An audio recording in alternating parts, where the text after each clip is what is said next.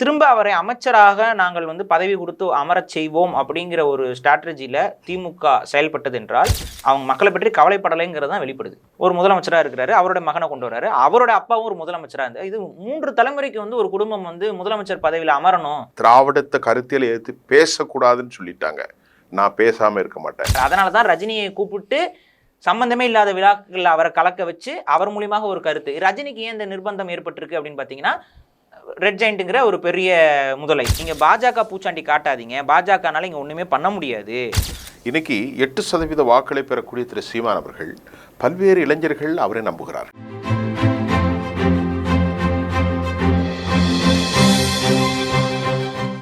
அரசியல் ஆடுகளம் விவாத நிகழ்ச்சிக்காக நான் உங்கள் அனைவரையும் வரவேற்கிறேன். நிகழ்ச்சியில் நாம் இப்போ இன்றைக்கு சந்திக்க போகிறது தமிழ் தேசிய ஆர்வலரும் அதனுடைய கருத்தியல் ரீதியாக சித்தாந்த ரீதியாக தமிழ் தேசியத்தை உள்வாங்கி இருக்கக்கூடிய தோழர் பாரிசாலன் அவர்கள் நம்மோடு இணைகிறார். அவரை வரவேற்று இந்த நிகழ்ச்சிக்கு போவோம். வாங்க பாரிசாலன் சார். வணக்கம். பாரிசாலன் சார், இப்போ நீங்கள் அமர்ந்திருக்கக்கூடிய இந்த நேரத்தில் தமிழ்நாட்டில் ஒரு பெரிய அரசியல் நிகழ்வு.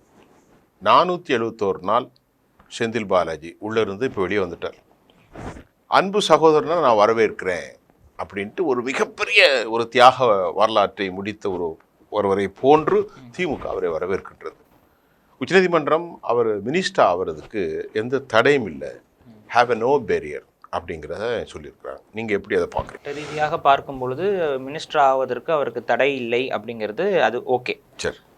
ஆனால் ஒரு தார்மீக ரீதியாக மக்கள் நலம் சார்ந்து சிந்திக்கும் பொழுது அவர் ஊழலில் ஈடுபட்டிருக்கிறார் என்பது ஓரளவுக்கு உறுதியாகிவிட்டது. இப்பவுமே அந்த வழக்கிலிருந்து அவருக்கு பெயில் தான் கிடைச்சிருக்கு. வழக்கிலிருந்து அவர் விடுவிக்கப்படல, குற்றமற்றவர் என்று அவர் சொல்லப்படல.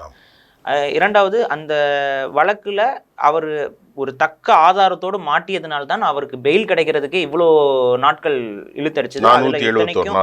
இத்தனைக்கும் அவர் வந்து உடல் ரீதியான உவாதைகள் இருக்குங்கிறதெல்லாம் பல முறை வந்து உயர்நீதிமன்றத்தில் உச்சநீதிமன்றத்திலாம் முறையிட்டுமே அவருக்கு வந்து இத்தனை நாட்கள் தள்ளி தான் அவருக்கு பெயில் கிடைக்குது. அந்த ஹெல்த் இஷ்யூலாம் புட்டப் பண்ணியும் கிடைக்கல.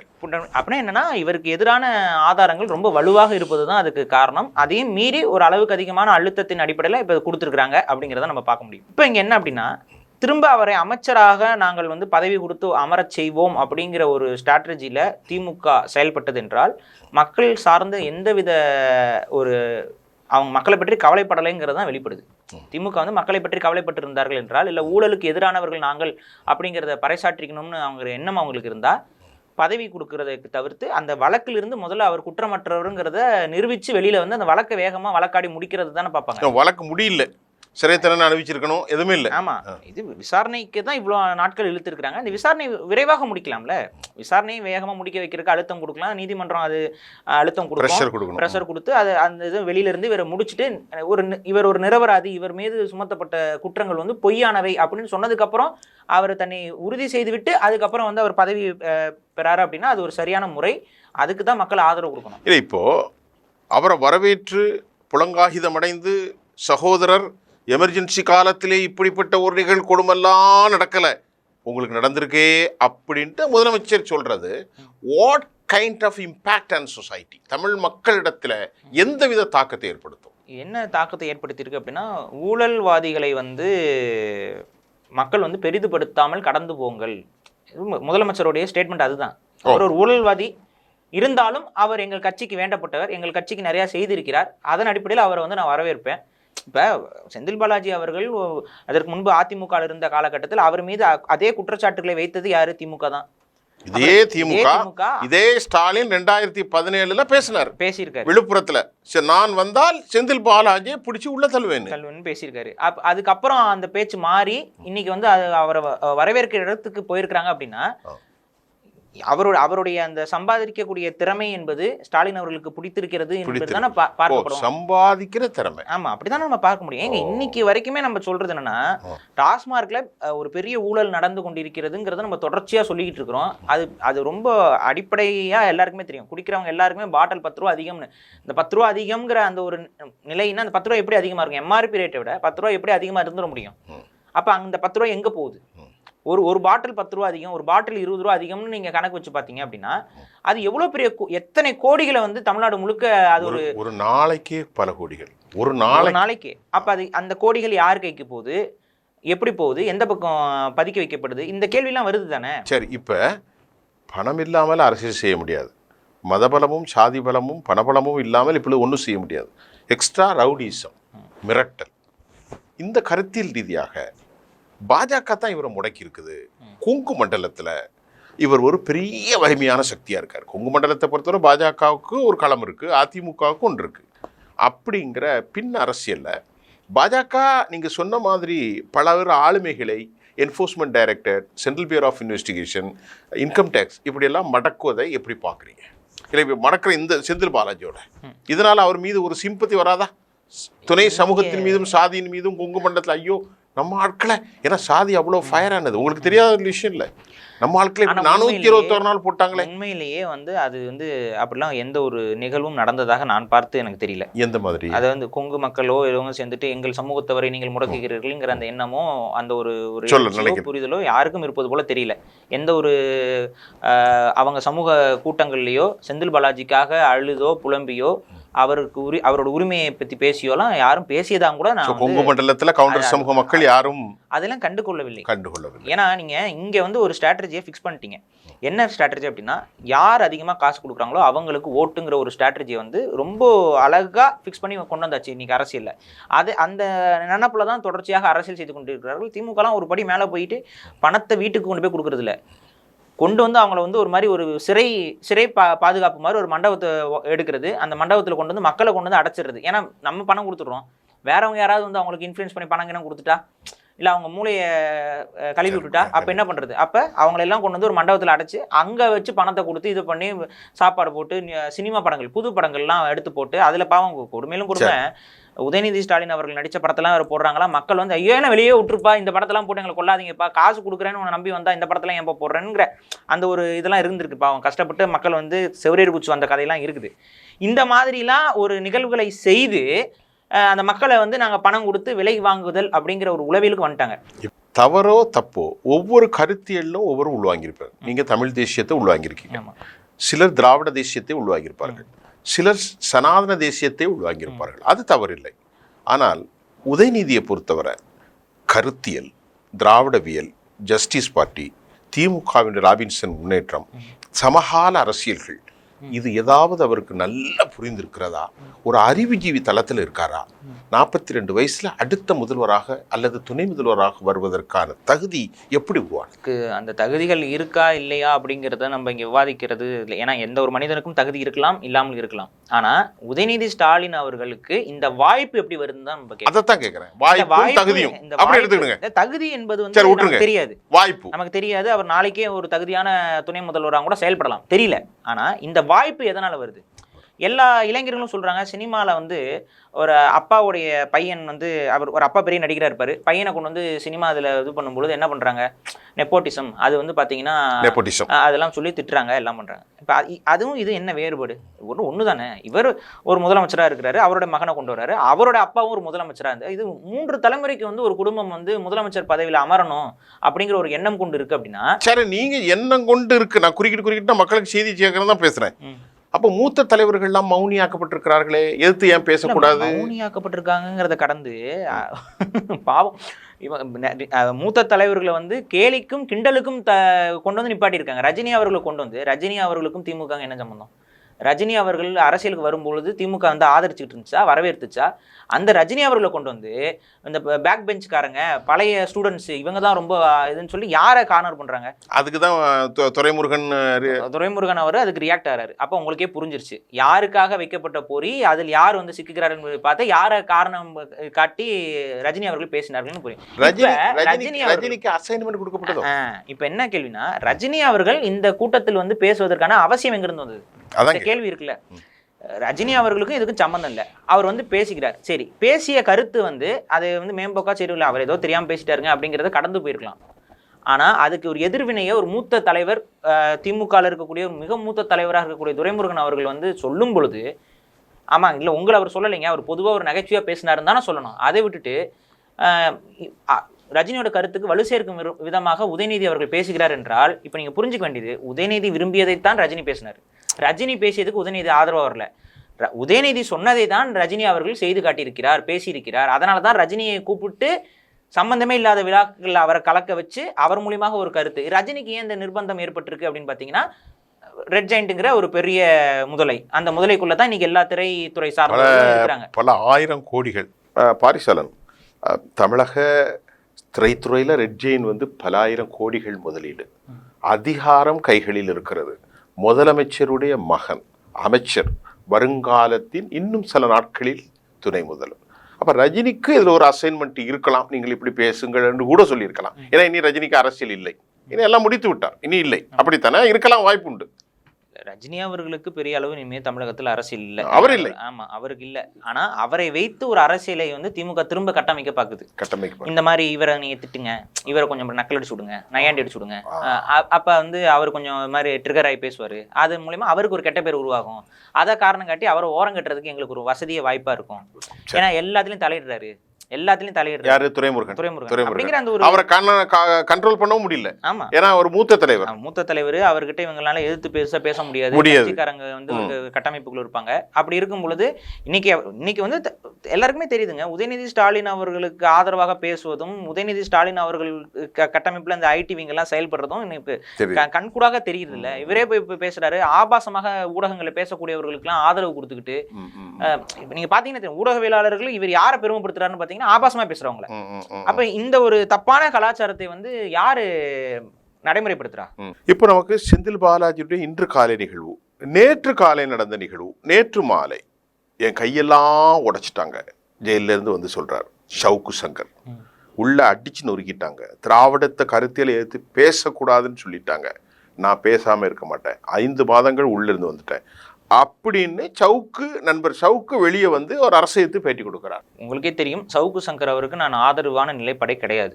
ஆரம்பத்திலிருந்தே நான் சவுக்கு சங்கருக்கு எதிராகத்தான் பேசிக் கொண்டிருக்கிறேன். ஏன்னா அவரிடம் வந்து ஒரு கருத்தியல் தெளிவில்லைங்கிறத நான் சொல்லுவேன் எப்பவுமே. ஏன்னா அவர் வந்து மாறி மாறி ஒண்ணுமே இல்லை. ஒரு சின்ன ஒரு வரலாற்றோட சொல்லணும்னா, திமுக ஒரு பெரிய அளவு ஒரு வீழ்ச்சியை சந்தித்து கொண்டிருந்த காலகட்டத்தில் பாஜகவும் அதிமுகவும் கூட்டணியில் இருந்த காலகட்டம்.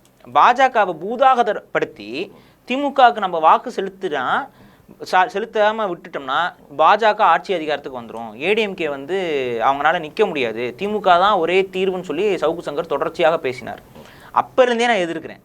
நீங்கள் பாஜக பூச்சாண்டி காட்டாதீங்க, பாஜகனால இங்கே ஒன்றுமே பண்ண முடியாது, நீங்கள் வந்து இது செய்கிறதுனால திமுக வந்தது என்றால் திமுகவில் ஊழல் அதிகரிக்கும்னு நான் அப்போ இருந்தே எதிர்த்துட்டு இருக்கேன். ஏன்னா திமுகவில் இருக்கக்கூடிய ஒவ்வொரு அரசியல்வாதிகளுமே பொருளாதாரத்தில் வீழ்ச்சி அடைஞ்சிருந்தாங்க. ஏன்னா தொடர்ச்சியாக செலவு பண்ணிகிட்டே இருக்கிறாங்க. 10 வருஷமாக ஆட்சி அதிகாரத்தில் இல்லை, செலவு அதிகரிச்சிருச்சு, வருமானத்தை ஈட்ட முடியல. அப்போ அவங்க எப்படியாவது வருமானம் சம்பாதிக்கணுங்கிற ஒரு எண்ணத்தில் இருக்கும் பொழுது திமுக வராமல் போயிருந்தா படிப்படியாக திமுக வந்து கரைஞ்சிருக்கும். ஆனால் திமுக அடுத்த முறை வந்தது என்றால் அவர்கள் எல்லாரும் சம்பாதிக்கணுங்கிற எண்ணத்தில் வருவாங்க. அப்போ வந்து ஒரு ஊழல் மிகுந்த ஒரு ஆட்சியாக அது மாறி நிற்கும், பேர் ஆபத்தாக போய் நிற்கும். அதனால அதுக்கு சப்போர்ட் பண்ணாதீங்க, பாஜக ஒரு பெரிய சக்தி கிடையாது அப்படின்னு ஆரம்பத்தில் நான் கருத்து சொல்லிட்டு இருந்தேன். அது மட்டும் இல்லாமல் ஆர்எஸ்எஸ் உடைய பேரணி, ஆர்எஸ்எஸ் உடைய விஷயங்களுக்கெல்லாம் அதிமுக வந்து எதிர்ப்பு தான் தெரிவிச்சது. கூட்டணியிலே இருந்தாலும் ஆர்எஸ்எஸ் உடைய மார்ச் பாஸ்டுக்கெல்லாம் எடப்பாடி பழனிசாமி எல்லாம் அவரெல்லாம் எதிர்ப்பு தான் தெரிவிச்சது, அனுமதி கொடுக்கல. சிஏ சட்டங்களுக்கும் அப்படிதான் இருந்தாங்க. அப்ப அந்த ஒரு இதுல தான் இருக்கிறாங்க. பெரிய அளவுக்கு மத்திய அரசை பகைத்துக் கொள்ளாமல் அதே சமயத்துல அவர்களுடைய அரசியலையும் தடுத்து கொண்டு தான் இருக்கிறார்கள். நீங்க இது அப்படியே விடுங்க, திமுக ஒளிஞ்சிருச்சுன்னா ஆட்டோமேட்டிக்கா திராவிடத்திற்கு மாற்று அரசியல்ங்கிறது வரும். சவுக்கிட்ட சொன்னீங்களா? இதுல நம்ம ஊடகத்துல நம்ம கருத்துக்களை நேரடியா இல்ல, விவாதம் ஊடகத்துல அவரோட ஊடகத்துல நம்ம சொல்லிட்டு இருக்கிறோம். அப்ப இருந்து என்னன்னா தொடர்ச்சியா திமுக ஒரு ஆதரவு நிலைப்பாட்டிலே இருந்தாரு. அதற்கப்புறம் அதாவது வினை விதைத்தவன் வினை அறுப்பான்ங்கிற ஒரு பழமொழிக்கு ஏற்ப இவரும் ஃபெலிக்ஸ் அவர்களோட இன்டர்வியூல 2 பேரும் தான் டிஸ்கஸ் பண்ணிட்டு இருப்பாங்க. இன்னைக்கு அவர்களே உணர்ந்திருக்கிறார்கள் இந்த விஷயத்தை. இன்னைக்கு உணர்ந்துட்டாங்க, 2 பேருமே உணர்ந்திருக்காங்க. ஃபெலிக்ஸும் உள்ள ஒரு அப்ப என்னன்னா திமுகக்கு எதிரான ஒரு நிலைப்பாடு எடுத்துட்டோம்னா இவர்கள் என்ன ஆகிறார்கள் அப்படிங்கிறத பாக்குறத அவங்க காட்டியிருக்கிறாங்க. இவர் இப்படி திமுகவை மட்டுமே எதிர்க்கிறதுக்கு, திமுகவினுடைய அவருடைய மருமகன் சபரீஷனுடைய நிறுவனங்களை எதிர்ப்பதற்கு சவுக்குடைய நோக்கம் தான் என்ன? என்ன செய்ய போறார்? தமிழ் மக்களுக்கு என்ன செய்ய போறார்? தேர்தலுக்கு முன்பு வரை இந்த திமுக வரக்கூடிய அந்த தேர்தலுக்கு முன்பு வரை பாஜக வந்துவிடும், அதனால திமுகவுக்கு வாக்கு செலுத்துங்கன்னு சவுக்கு சங்கர் பேசிக்கிட்டு இருந்தார். இப்போ இவர் மேலே நடவடிக்கையை வந்து திமுக எடுத்தது உடனே இவர் அடுத்து என்ன சொல்றாரு? பாஜக வந்தாலும் பரவாயில்ல, திமுக ஒழியணுங்கிறார். இதுதான் பெரிய ஒரு நகைமுறை. பரிசாலன் சார், இப்போ நான் சார் என்ன கேட்குறேன்னா, சார் அவருக்கான நோக்கம் என்ன சார்? ஒவ்வொருத்தருக்கும் ஒரு நோக்கம். பெரியாருடைய கருத்தியல் இருக்கும், அயோத்திதாசர் பண்டிதர் கைது பண்ணப்ப இவருக்கு நோக்கம் என்ன சார்? கைது பண்ணப்ப அவரோட வீடெல்லாம் காமிச்சாங்க பார்த்தீங்களா? ஆமாம். உங்கள் வீடெல்லாம் எவ்வளோ பெருசு இருக்கும்? ஆமாம், உங்கள் வீடெல்லாம் இருக்கும், நமக்குன்னு ஒரு இருக்கும், சாதாரணமாக இருக்கும். அவருக்கு பார்த்தீங்களா 1000 ஸ்கொயர் ஃபீட்டில் இருக்கும் மிஞ்சி போட்டு. அந்த கேள்வி தாங்க எல்லாருக்கிட்டையும் இருக்குது மக்கள்கிட்ட அந்த கேள்வி தான் இருக்குது. கிட்டத்தட்ட வந்து அவர் 3 கோடி ரூபாய்க்கு ஒரு சொத்தை பதிவு பண்ணியிருக்கிறாரு, ரெஜிஸ்டர் பண்ணியிருக்கிறாரு. அவருடைய மனைவிக்கு பேர். பணம் எங்கிருந்து? அது அவர் பேரில் பண்ணல, அவர் திருமணம் செய்து அவங்களும் ஒரு ஊடகவியலாளர், அவங்கள வந்து திருமணம் செய்திருக்கிறாரு. அவங்களுக்கு வந்து 3 கோடி ரூபாய் பேரில் ரெஜிஸ்டர் பண்ணியிருக்காங்க. 3 கோடி ரூபாய் பேரில் முடிஞ்சிருக்கு. 3 கோடி ரெஜிஸ்ட்ரேஷன். அப்போ உண்மையான வேல்யூ அது நமக்கு தெரியாது. நீங்க சொல்றது ரெஜிஸ்ட்ரேஷன் இருந்தது, நடைமுறை உங்களுக்கு தெரியும். தெரியும், எனக்கு தெரியும். அப்ப நடைமுறை அதாவது கைடட் வேல்யூன்னு சொல்றேன். கைடட் வேல்யூ அரசினுடைய இது அதை விட 4 மடங்கு கூட இருக்கும். இருக்கலாம். ஏன்னா அந்த இடம் என்பது ரொம்ப ஒரு வசதியானவர்கள், ஒரு நல்ல இடம், மக்கள். இவரை இந்த பணத்தை கொடுத்து யாரு தெரியலையே நமக்கு. நம்மளா அந்த சிபிசிஐடி நம்ம போய் ஆய்வா பண்ண முடியும்? சந்தேகம் தான் பண்ண முடியும் நம்மளால. அதை ஆய்வு செய்து கண்டுபிடிக்க வேண்டிய பொறுப்புலாம் வந்து அரசாங்கத்துக்கிட்ட இருக்கு. அப்ப சவுக்குக்கு வேறு பணங்கள் வருகிறது. ஆமா, ஏதோ ஒரு வருமானம் அவருக்கு இருக்கு. அது அதான் சொல்றாங்க, எப்படிங்க நோக்கம் ஒருத்தருக்கு மாறுது இப்படி? உங்களுக்கு பாஜகவை எதிர்க்கிறது தான் ஒரு சரியான நோக்கம்னு நீங்க வந்து முதல்ல யோசிச்சுட்டு இருந்த ஒரு நபரு, பாஜகவே வந்தாலும் பரவாயில்ல திமுக எதிர்க்கணும்னு இப்படி ஒரு அப்படியே கான்ட்ராஸ்டான ஒரு இடத்துக்கு நீங்கள் போகிறது எப்படி நீங்கள் நியாயப்படுத்த முடியும்? என்னதான் உங்கள் பிரச்சனை? அப்போ நான் என்ன கேட்குறேன், உங்களுக்கு உங்களுடைய சர்வைவல் அப்படிங்கிறது மட்டும்தான் உங்களுக்கு. இப்போ ஒன்றும் இல்லை, இவங்களை தூக்கி அரெஸ்ட் பண்ணி இவ்வளோ நாள் பண்ணிட்டாங்களா, அவர் ரிவெஞ்ச் மோடுன்னு கொஞ்சம் திமுக எதிர்ப்பீங்க. தமிழ்நாட்டில் பாஜகவுக்கும் அண்ணாமலைக்கும் ஒரு கோல் இருக்கு, ஒரு அல்டிமேட் கோல். இங்கே நம்ம ஆட்சியை நிர்ணயிக்க வேண்டும். ஆமாம், தமிழ் தேசியம் பேசுபவர்களுக்கு மத்தியிலும் பெரியாரியம் பேசுபவர்களுக்கு மத்தியிலும் தமிழ்நாட்டில் சனாதனம் கால் பதிக்க வேண்டும். சவுக்கு போன்றவர்கள் விமர்சிக்கிறார்கள், அது அவர்களுக்கு லாபம் தானே. இங்கே வந்து எப்படி நம்ம பார்க்கணும்னா, சவுக்கு சங்கரை அவர் வந்து ஒரு டூல், ஒரு நிறுவனம் நடத்துறீங்க. அந்த நிறுவனம் என்பது உங்களுக்கே தெரியும், ஒரு பெரிய ஊடகம் நடத்தணும் அப்படின்னா குறைந்தபட்சம் மாதம் வந்து ஒரு 5 லட்சம் செலவாகுங்கிற அளவுக்கு ஒரு ஊடகத்தை நீங்கள் நடத்துறீங்க. அந்த 5 லட்சம் செலவாகிற அளவுக்கு யார் உங்களுக்கு பேக்கப் பண்ணா? இந்த கேள்வியெல்லாம் இருக்குல்ல. சவுக்கு மீடியான்னு சவுக்கு மீடியா முடக்கப்பட்டு விட்டதுங்க, இப்போ முடங்கி இருக்கு. இப்போ அது திரும்ப அவர் நடத்துவோம்னு சொல்லியிருக்காரு. இப்போ அந்த வெளியே வந்துட்டு சொல்லியிருக்காரு. இப்போ இந்த கேள்விகள் நிச்சயம் இருக்கு. மிக முக்கியமாக நாங்கள் சமகால அரசியலை பேசுகிறோம். திரு சீமான் தமிழ் தேசியத்தை கேலிப்பொருளாக மாற்றுகிறாரோ என்ற கேள்வி பலருக்கு எழுகின்றது. அவருடைய நடவடிக்கைகள், ஏனென்றால் நீங்கள் சீமான் கட்சியில் இல்லை, நீங்கள் அந்த கட்சியில் உறுப்பினராகவும் இல்லை. ஆனால் தமிழ் தேசியம் பேசுவதற்கு எல்லாருக்கும் உரிமை இருக்கிறது. பாரிசாலனும் தமிழ் தேசியம் பேசலாம், நானும் பேசலாம், நீங்களும் பேசலாம். அவருடைய பேச்சொன்றும் செயல்முறையும் ஒன்றும். சமஸ்கிருதத்துக்கு எதிராக பேசுகிறார். சமஸ்கிருத கோயிலில் தன் பிள்ளைகளை கொண்டு வைக்கிறார். பிள்ளையார் கோயிலே பிள்ளையாரை பற்றி இந்து மத உணர்வுகளை மோசமாக பேசுகிறார். பையனை கையில் பிடித்து பிள்ளையாரை வணங்கு என்று சொல்கின்றார். அப்போ பல்வேறு நிலைப்பாடுகள். அவருடைய வாழ்க்கையில் நான் பிச்சை எடுத்து தான் வாழுகிறேன் என்கின்றார்.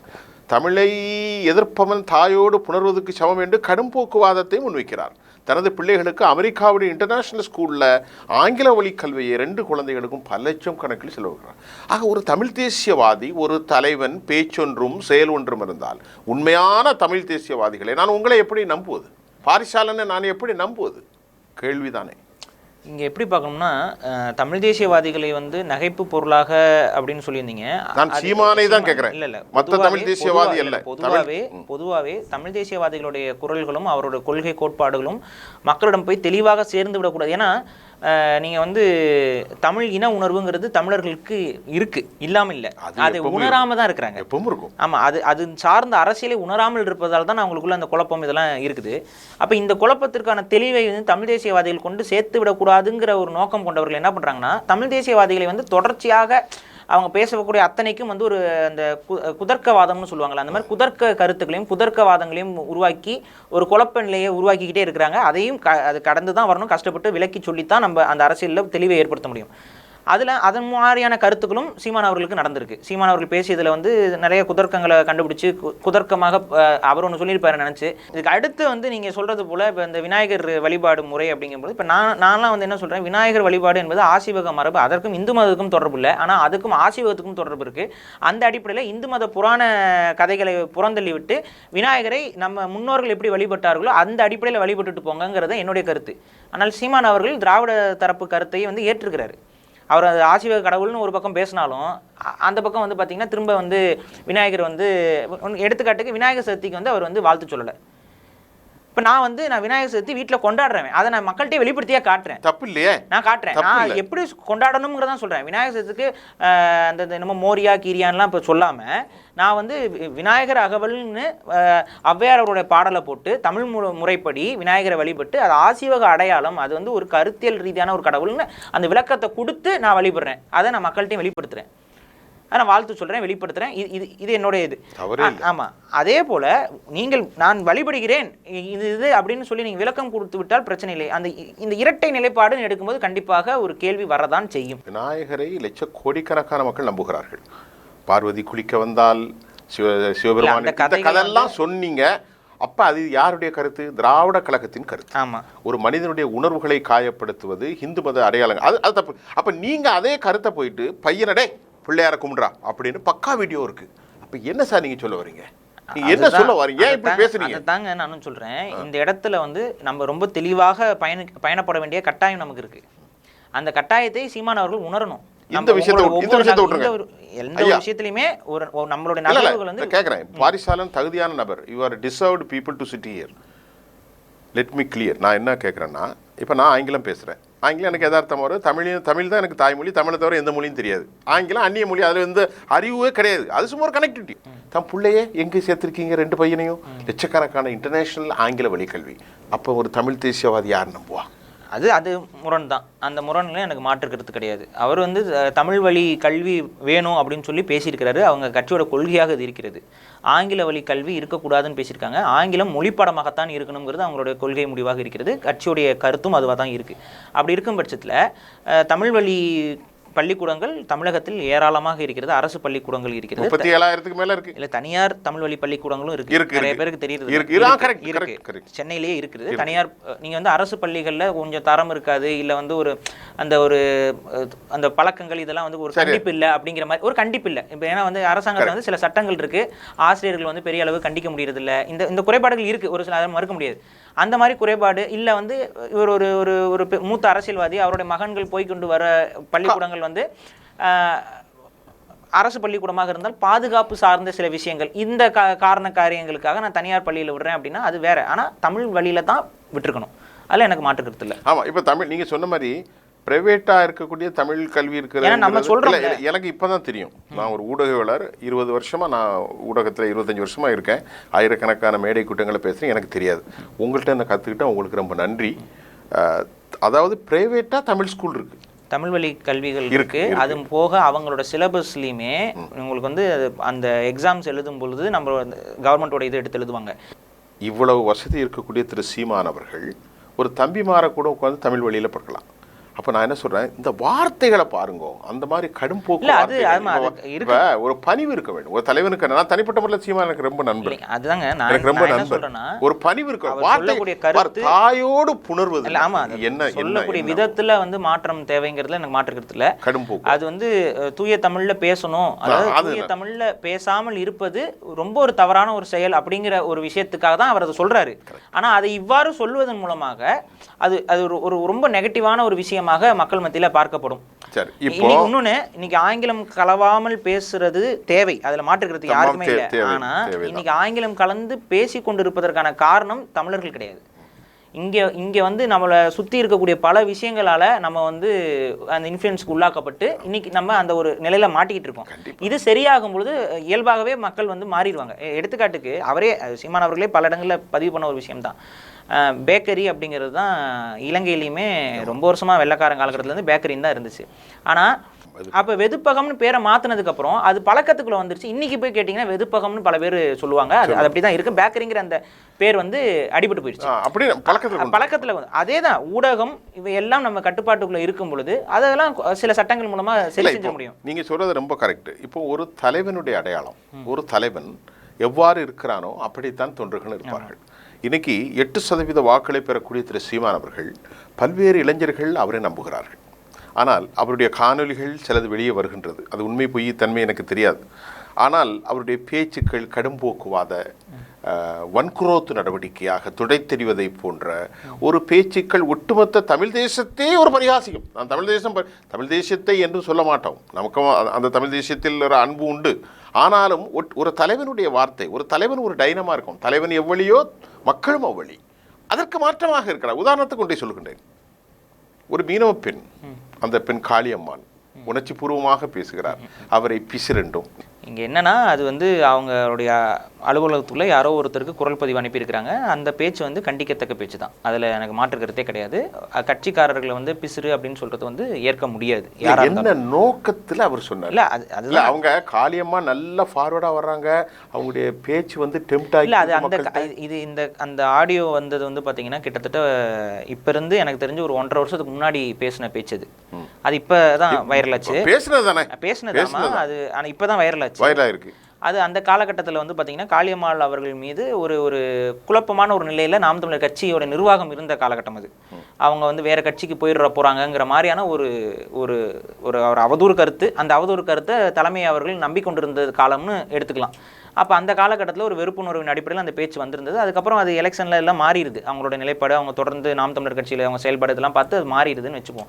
ஆனால் என்னதான் ஒருத்தர் மேலே நமக்கு கோபம் இருக்குது, ஒரு வருத்தம் இருக்குது, என்ன வச்சுக்கிட்டாலுமே இந்த மாதிரியான வார்த்தைகளை அவர் உபயோகப்படுத்தாமல் இருப்பது தான் சரி. இதை நம்ம முன்னாடி நான் விமர்சிச்சிருக்கேன். நான் பாரிசாலன் சார் ஐயா, இப்போ அந்த அம்மா வந்து பேட்டி கொடுத்துட்டாங்க.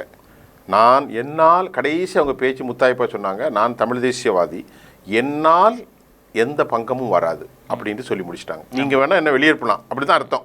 என்னால் நான் இந்த கட்சியை விட்டு போவதற்கான வாய்ப்பு இல்லை என்று சொல்லிவிட்டார்கள். ஆனாலும் உளவியல் ரீதியாக என்னதான் சொன்னாலும் ஒரு தாக்கம், ஒரு கீறல், ஒரு கணம் உள்ளத்தில் இருக்கத்தானே அந்த அம்மா. இது ஏன்னா நாம் தமிழர் கட்சி என்பது ஒரு இனம் சார்ந்த ஒரு உணர்வின் அடிப்படையில் கட்டமைக்கப்பட்ட கட்சி. சீமான் அவர்கள்ட்ட நம்ம சில குறைகளை நாம் சுட்டி காட்டினாலும் சீமான் அவருடைய அந்த ஒரு பேச்சு இன்னைக்கு வந்து அந்த பேச்சில் ஒரு சில மாற்றங்கள் ஏற்பட்டிருக்கு. அதில் எனக்கு மாற்று கருத்து இல்லை. அந்த பேச்சில் இன்னும் கொஞ்சம் அவர் வந்து கொஞ்சம் தன்னை அசுவாசப்படுத்தி கொண்டு கோபத்தோட பேசாமல் இன்னும் கொஞ்சம் நிதானத்தோடு பேசணுங்கிறதுல எனக்கு மாற்று கருத்து இல்லவே இல்லை. அதை நானுமே வழிமொழிகிறேன். ஆனால் இதே சீமானவரோட பேச்சு தான் இவ்வளோ பெரிய கட்சியை, இந்த கொள்கை வந்து அதற்கு முன்னாடி அரங்கு கூட்டங்களுக்குள்ளே இருந்த ஒரு கொள்கையாகவே தான் இருந்து வந்தது. திராவிடம் அப்படி தான் வச்சிருந்துச்சு. தமிழ் தேசியத்தை ஊறுகா போல தொட்டுக்கொள்வார்கள் தமிழ் தேசிய கருத்தியில். அப்படி இருந்த ஒரு விஷயத்த இன்னைக்கு திராவிடத்தையும் ஆரியத்தையும் நேர் எதிராக எதிர்த்து ஒரு தனித்த கொள்கையாக கட்டமைப்பதற்கு, ஒரு தனித்த கட்சியாக கட்டமைப்பதற்கு, அதற்குன்னு ஒரு பெரும் வாக்கு வங்கியை உருவாக்குவதற்கு சீமானவர்களுடைய பேச்சு கிட்டத்தட்ட பெரிய அளவு உதவி இருக்குன்னா அதில் யாருக்குமே மாற்று உதவி இருக்கு. ஆனால் நீங்கள் நிறைய அந்த பேச்சே அதற்கு தவறான வழிகாட்டலாக போய்விடக்கூடாதுங்கிறதுல எங்களுக்கு. சர்வதேசத்தை நாங்கள் அவதானிக்கும் போன்று வரலாற்றை படைத்த எல்லா தலைவர்களும் அவர்களின் மீது களங்கமற்றவர்களாக இருந்திருக்கிறார்கள். மாசை எடுத்துக்கொண்டாலும் சரி, ஃபிடல் காஸ்ட்ரோ எடுத்துக்கொண்டாலும் சரி, சேகோராவை எடுத்துக்கிட்டாலும் சரி, சின்ன குறைகள் உண்டு. ஆனால் அவர்கள் எதை சொன்னார்களோ அந்த அடிப்படையிலே அவர்கள் உண்மையாளர்களாக இருந்திருக்கிறார்கள். அப்படித்தான் ஒரு தமிழின தலைவன் உருவாக வேண்டும். தோழர் பிரபாகரன் உருவாகினார். பிரபாகரன் அதை செய்து காட்டினார். அவர் மீது 1000 விமர்சனங்கள் உண்டு. ஆனால் பிரபாகரனுடைய காலத்தில் பெண்களை யாரும் கேலி செய்ய முடியாது, தவறான மதுவுக்கு இருக்க முடியாது. மனைக்கு போக்கும் வரை அந்த போக்கு விடுதலை புலிகளுடைய இடத்தில் இருந்தது. யாரும் மறுக்கவில்லையே. அந்த வழியில் வந்திருக்கிற சீமான் ஏன் மாறுபட்டு பேசுகிறார் என்றுதான் நாம் இப்பொழுது உங்களிடத்தில் கேட்டேன். அதுதான் நானும் சொல்றேங்க. இங்க இருக்கக்கூடிய சில குறைகளை அவர்கள் சரி செய்து கொண்டால்தான் பேச்சொன்றும் செயலொன்றும் இருந்தால் அது மக்கள் கண்டுபிடித்து விடுவார்கள். அதுல மாற்றுக்கிறது. ஆனால் இப்படியே பேசிக் கொண்டிருந்தால் காலமும் போய்விடும். இப்பவே வந்து பாத்தீங்கன்னா இப்ப அடுத்தடுத்து புதிய இயக்கங்கள் உருவாகி கொண்டிருக்கிறது. அது தமிழ் தேசிய இயக்கங்களும் சரி, அது கடந்து வேற நடிகர்கள் எல்லாம் அரசியலுக்குள்ள வர தயாராகி விட்டார்கள். அப்ப திரும்ப ஒரு போட்டி என்பது அரசியல் தளத்தில் இன்னும் ஒரு பெரிய அளவு போட்டியாக இருக்க போகிறது. அப்ப அந்த காலகட்டத்தில் ஒரு சின்ன வீக்னஸ் அப்படின்னாலும், ஒரு சின்ன பின்னடைவுனாலும் அது பெருத்த பின்னடைவாக போய்விட வாய்ப்புகள் அதிகம். அதனால ரொம்ப கவனமா இருக்கணுங்கிறத நம்மளும் சொல்றோம். நேர்களே, இதுவரை சமகால அரசியல் குறித்து தமிழ் தேசிய உணர்வுகளால் தன்னை உள்வாங்கி இருக்கக்கூடிய ஒரு கருத்தியல் தோழர் பாரிசாலன் அவர்களோடு சமாதானம் இல்லாத பல கேள்விகளை அவரோடு நாம் முகமுகமாக வைத்தோம். இதுபோன்ற நிகழ்வுகளோடு நான் உங்களை சந்திக்கின்றேன். ஐயா, எங்கள் நிகழ்ச்சிக்கு வந்ததுக்கு உங்களுக்கு உளப்பூர்வமான நன்றியை தெரிவித்துக் கொள்கிறேன். நன்றி.